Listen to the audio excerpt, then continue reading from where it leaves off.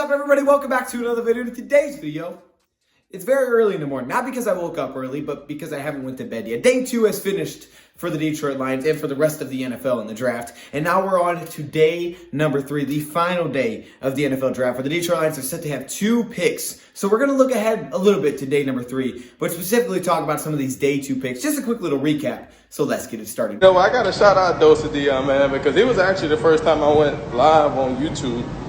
And, you know, guys don't know, DoseOfDion, he put out a lot of good content for the Detroit Lions.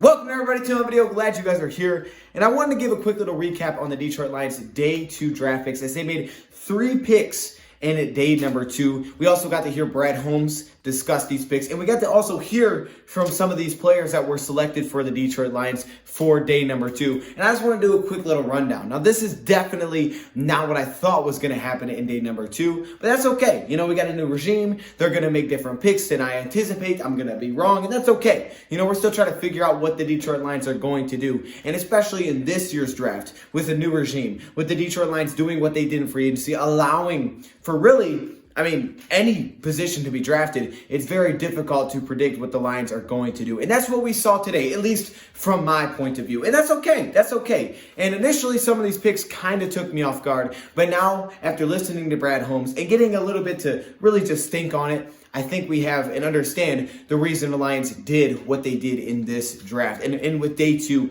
of the draft, we got some more insight, which I thought was awesome. So let's start off with the first pick, Onwuzurike. Now, I'm sure I'm pronouncing his name wrong because pretty much the Detroit Lions love to do this thing. They like to draft guys with difficult names. They can't get, you know, Trey Smith. They have to do things like this. But that's okay. You know, that's all right. You know, we'll figure it out. We'll just give him a nickname. Just like we do with Big V, we'll just go with Levi. This is the defensive lineman, the defensive tackle out of Washington. Focused on other positions that I thought the Lions would target, and that came back to bite me. But Levi is one of those guys that I watched a while ago. So I had to really dig back and take a look at some of my notes that I had down for Levi and, you know, just touch on him a little bit until we get into the film. But that's okay. You know, hey, it's a kind of good thing that I didn't really watch him that much. Now that we drafted him, I get to come back after the draft and watch some film, and we get to dive into and we get to have more fun. Instead of talking about something that we've already talked about before, instead we get to say, hey, let's go watch the film on this dude and let's have some fun with it. Now, Brad Holmes gave us some interesting notes on Levi, the 6'3", 290-pound defensive tackle, saying a few things like this was someone that, you know, he definitely really liked in this draft, someone that he really liked. They kind of had to almost hold him back. They had to hold Brad back from wanting to trade up and go get Levi. Appreciate and liked him even more to the point that with the buy-in that we had on that player, we actually made some efforts to actually acquire him earlier than we actually did, but it ended up falling in our favor. The amount of draft picks that they had, the amount of draft capital that they had in this year's draft, they basically told themselves to be patient and trust how the board was set up, how they felt the board was going to go. And it happened that way. The Detroit Lions, they were in talks with a potential trade up, but they ended up getting Levi at the 41st pick, and apparently they were extremely happy. But there's a couple of takeaways that I do have from some of my older notes. The first thing is that this guy had 24 hurries the last time we saw him play. Look at what the scheme fit could be for Levi. I mean, there's definitely a lot of options with him. Just from some of my old notes, and also, you know, looking at some of the quick tape on him, you can see that he could play all over the defensive line. I mean, this is the type of guy that can line up in a 3 technique. He can split out as a defensive end. I mean, he can line up at tons of different spots. People consider Levi as a poor man's Aaron Donald. Now, I don't even know if you can go that far because Aaron Donald is just so great.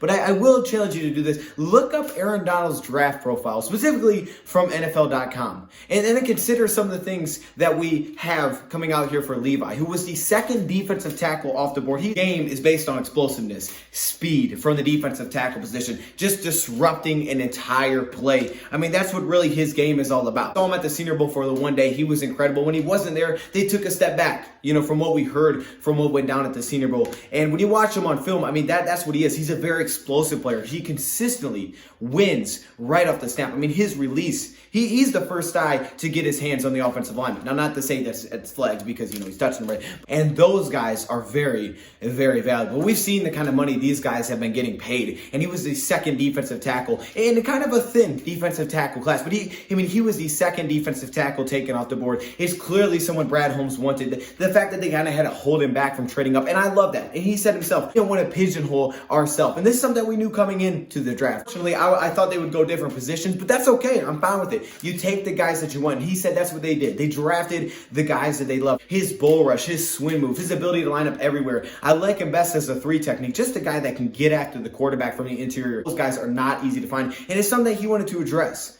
And then what the Detroit Lions do? Well, then they backed it up with another defensive lineman. Now this pick definitely threw me off guard. It definitely did right away. But I definitely can understand a little more taking a step back, trying to really understand what the Detroit Lions were doing here. And I think the most simple thing that you have to tell yourself is the Detroit Lions did free agency the way they did so that they could draft who they loved. Not this is the position we got to get. We got to draft who we love. And that's what they did. So I don't even, get too caught up in the position. Now that I'm looking back at it a little bit later, it's not even like, hey, this is the position we got and this is why it's so important because we got drafted. It's not even that. Is that this is the player they love. They wanted this guy. This was someone that they saw on their draft board very highly, and when he was there, they took him. Now, of course, there's a couple of reasons to it. The defensive line has been extremely banged up. I mean, you consider Deshaun Hand, Jayshon Cornell. You consider the injuries to a guy like Trey Flowers. You consider the fact that we never had, when Everson Griffin was here, the entire defensive line play healthy one time. I mean, that's important.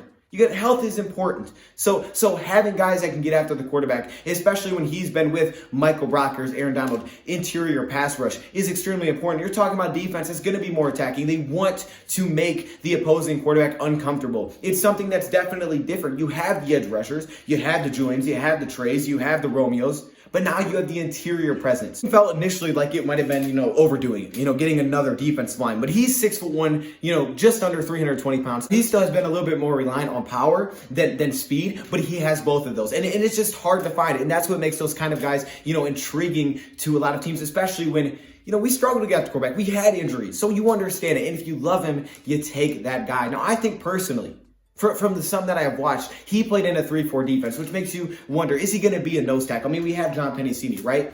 But I think he could have definitely, benefited from playing in more of a one, kind of gapping, probably playing a one technique at the next level is probably where I think he could actually flourish. Alim is kind of undersized for a normal nose tackle role, but I think what's also big here, and Brad Holmes also brought it up, is the fact that he's only been playing the position for 3 seasons, and he will have his up and downs. Like, if you watch him against North Carolina, he was the best player on the field. It wasn't even close. Other games, he's not as dominant, so it's about consistency, but he's only played that position for 3 years, so like Sewell, the upside is crazy. Getting the opportunity to not play against double teams. Again, you look at his pros and cons, and it seems like he wasn't always dominant taking on double teams, being able to hold his own. And Brad Holmes said himself, these two guys, he wasn't talking about, how well they can hold up their own and how well they could fill the 2 gaps, which was what the last kind of defense line we got with John Pennicini. Nothing wrong with that, just a different scheme. These guys, explosiveness, get off, upside as a pass rusher, right? We didn't draft Pennicini in the 6th round saying, man, hey, we got a guy that can get after it. We said we got a run stuffer, and that's okay. Run stuffers go late, but pass rushing interior defensive linemen don't fall. I mean, those are the type of guys that you have to spend money on. You got to spend draft capital on if you want that. You have Michael Brockers, but Levi is the type of dude that, could be your poor man's Aaron Donald. He's a dominant pass rusher. The numbers speak for themselves when we watch him play. Aside from sometimes getting his pad level too high and not being able to take on double teams, if you look at the comparisons from the draft profiles that were coming out from him and Aaron Donald, you're going to see a lot of similarities. And you understand that because Brad Holmes was the same guy that pushed for Aaron Donald that also really just could not hold himself back from Levi. He was a former defensive lineman. I mean, if there's one guy that you want that's drafting defensive linemen, it's Brad Holmes, right? I mean, you can't question this man when it comes to drafting defensive linemen. It's hard to because that's where his specialty. And then you talk about the back end. You have guys that can develop secondary. They can develop corner. They can develop safety. And the Lions can wait on that a little bit. They have Okuda. They have Amani, right? They have a couple of young pieces here. And then they got depth behind it with one-year deals. But then the Detroit Lions, in the words of Brad Holmes, kind of spread it out a little bit. And they grabbed to end off. And I don't even want to try to say his name because, I haven't had a lot of practice trying to say his name. Usually he never was available, so I didn't even expect him to be someone the Lions would necessarily target. I'm just going to call him Melly because I think that's what Brad Holmes called him, and that's just a lot easier. This is a long, lengthy cornerback, 6'3", 205. 5, and he said he felt like he was sticking out like a sore thumb, but they trusted their board. And, you know, they probably had other options, but he said they never really came up where we were thinking about trading back because every time there was someone there that we wanted, so you took it. And that's exactly what the thing is. We definitely should look at it like that, and I need to look at it like that, you know, it's not even about the position as much as you take the guy that you want the most, that you love, because guess what? That's how you did free agency. You didn't want to come into a draft, so you shouldn't pigeonhole yourself into anything.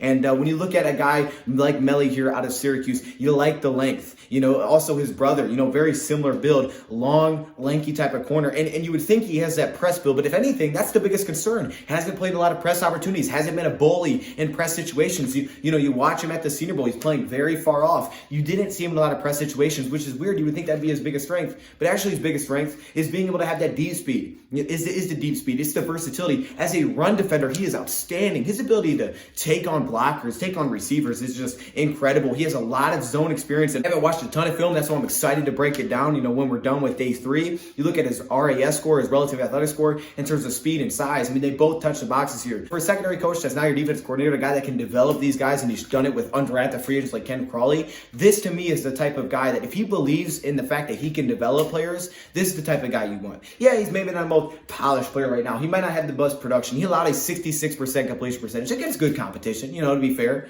But you know the size, the speed is there. And that's why I thought they'd go with an Ambry Thomas. Ambry Thomas went right after this guy. So I felt like, you know, I kind of felt like I was on the right page. I just didn't feel like this guy was going to be available. When I projected Ambry Thomas, it's because Ambry Thomas was going to be available. But this dude was available, and I think that's why Lions said, hey, look, it was one of those things where he was sticking out like a sore thumb. He was the best available. We didn't feel like we'd ever need to trade back, so we took him. And that's what you want the Lions to do. You know, this guy may not be the most polished right now coming out of the draft, but the upside with size, when you take a look at all the corners we have, how many small corners do we have? Really none except for Cord Elder because he's a slot. They got bigger corners. They brought in Quentin Dunbar, you know, and then they got guys that can move, and his long speed is there. You can see him against double moves. He can keep up with those. The only place I don't like him from what I've seen so far, and obviously I got to watch more, is off the release. It's the quick, you know, press coverage. I really don't like him there. It seems like he can get beat pretty quickly, but when he's playing off coverage, when he's playing back, when he's giving space, you can see that that's when he's best. I think right now at his best, it seemed to be when plays were in front of him. And that's why he was so good in zone. The versatility. People ask, hey, you think he plays safety? And he said, yeah, I think he can play everywhere. You know, I'll let that up to the coach. I think he can play everywhere. And you watch him, he does have the skill set to play everywhere. So yeah, you could play him at, you know, outside. You can line him up against tight ends. You could play him at safety because he's such a great tackler and because he's so much better right now with plays in front of him. But, you know, with development, that's where development comes in. This is the type of guy that's, you know, just right there. He's not as raw as some other guys like Rochelle, but when you watch him, I mean, he can play right now, but it definitely has a lot of room to grow. And I felt like that was kind of similar with a guy like Tyson Campbell. We saw how early Campbell went. This guy, and I think that's why he said he was sticking out like a sore thumb, very similar that way. Long, rangy, type of guy that had a lot of speed, can play man, can play zone. He just really needs to have some things cleaned up, maybe technically in his game, just get some more development here. And the good thing is that's why I thought the Lions would wait on corner, because they don't need him now. They just need someone to develop. You have the coach for that. So they have the pass rushers to, you know, really just get after it. I mean, when is the last time we said, man, this pass rusher is great? The last time that was great was, you know, back with Ndamukong Suh and Nick Fairley and Van Den Bosch, Clifford, they're all holding it down. And now that's what the Lions are kind of going back to. So you love the fact that they drafted who they loved. What's day 3 looking like? Well, you got 2 picks. And Brad Holmes, of course, didn't say whether or not he wanted to trade down or not, but he said right now our last pick is in the 5th round. You know, he didn't count the thought that they could trade back if they felt like, you know, they wanted somebody and they could still land it by trading back. And he said right now that's our last pick. And obviously that could change. You know, I think he would like to have that change where he could acquire more picks. I don't know what his targets are.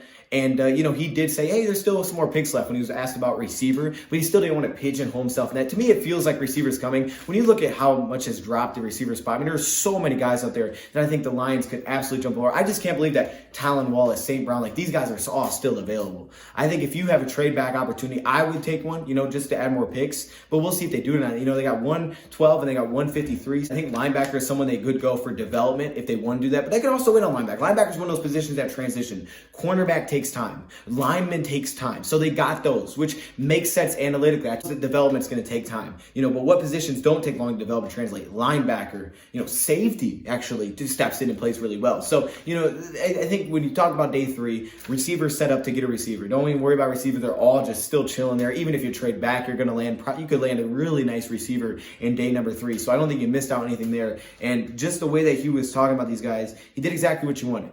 He got the guys that he loved, and that's what you want to do. So, yeah, maybe it wasn't the exact idea I had, but I think ultimately, he got guys that can collapse the pocket, and he loved who was there. I love the whole story about Levi. Alim, I didn't completely get it at first, but I think he could be better in a one-gapping scheme. But I think he gives you versatility to do a little bit of both. But when you consider the injuries, how much time these guys have missed, development coaches that we have, but that's their specialty, not necessarily defense line. They haven't worked, but that's not their specialty. Brad Holmes' specialty is drafting those guys because he knows defense line better than anything. So it makes sense that they would do something like that. So, overall, look, at first I was like, ooh, what are we doing? I thought the way they finished off with Melly was just outstanding. I kind of forgot he was there because I didn't even think he would be available. To get him, I probably would have taken him over Tyson Campbell, and Tyson Campbell went quick. So I thought that was just an outstanding value pick. And now here they are on the day 3. Receivers all still there. It's not like they missed out on anything because they didn't do it at day 2.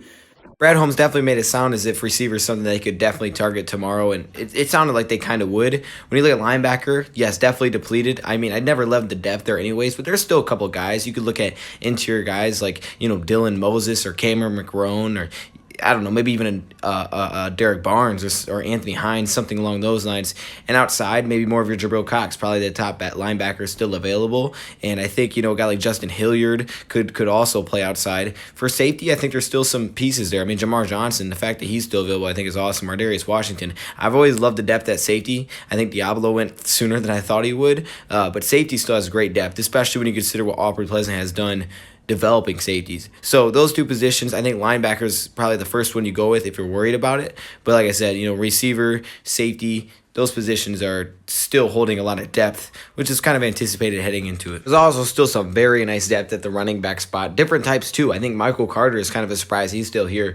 But I think you could look for more elusive backs if you wanted to. And I think you get some power backs like a Ramondre Stevenson. But running back seems to still be there. I predicted Jarrett Patterson. He's still there as well. May not come with the 2 picks that they have left. But especially if they do trade back, acquire some more for this year's draft, running back comes into play. And with about 7, maybe 6, 7, 8 guys that you still like in this draft. At least I like personally. I could still see it being an option for the Lions as if they can acquire more picks. This talent's just ridiculous at receiver this year. So, yeah, I'm excited for day 3. We'll be back at noon. Make sure you guys come in and check it out. Let me know your thoughts, comments below. Thank you for watching.